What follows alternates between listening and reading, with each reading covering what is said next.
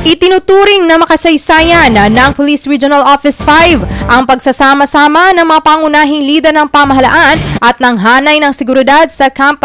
Brigadier General Simeon Ola, Legazpi City sa kanilang layuning isulong ang kapayapaan at kaunlaran sa rehiyon. Mainit na tinanggap ng mga opisyal at kawani ng PRO5 sa pangunguna ni Acting Regional Director Police Brigadier General Nestor Babagay, si Attorney Leia Tanodra Armamento, ang chairperson ng National Amnesty Commission o NAC sa harap ng PRO5 Admin Building. Para sa PNP Bicol, ang pagbisita ng opisyal ay nagpapakita umano ng patuloy na pagkilala ng gobyerno sa mahalagang papel ng amnestiya bilang daan tungo sa pagkakasundo at pagsasama ng mga dating rebelde sa lipunan. Sa parehong araw, ginawaran din ng arrival honors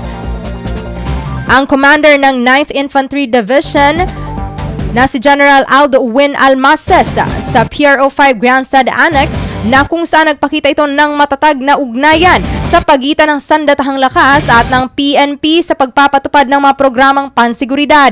Ang sabayang presensya ng mga leader ng NAC, AFP at PNP ay simbolo ng iisang adhikain, ang pagtataguyod ng kapayapaan, reforma at pag-unlad sa iba't ibang lalawigan ng Bicol.